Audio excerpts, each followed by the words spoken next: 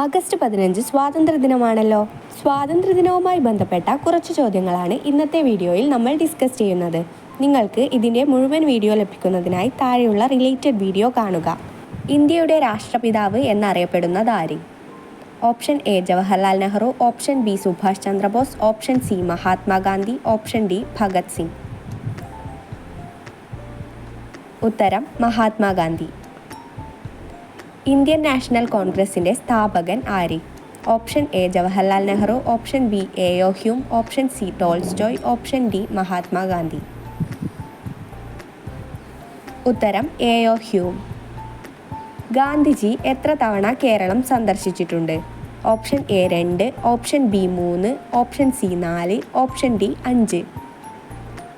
ഉത്തരം 5. ഇന്ത്യയുടെ ആദ്യത്തെ പ്രധാനമന്ത്രി ആര്?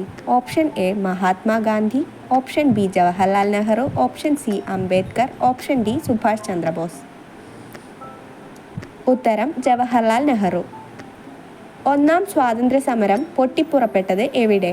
Option A Keralam, option B Bombay, option C Gujarat, option D Meerut. ഉത്തരം Meerut. Thank you for watching. കൂടുതൽ വീഡിയോസിനായി ചാനൽ സബ്സ്ക്രൈബ് ചെയ്യുക.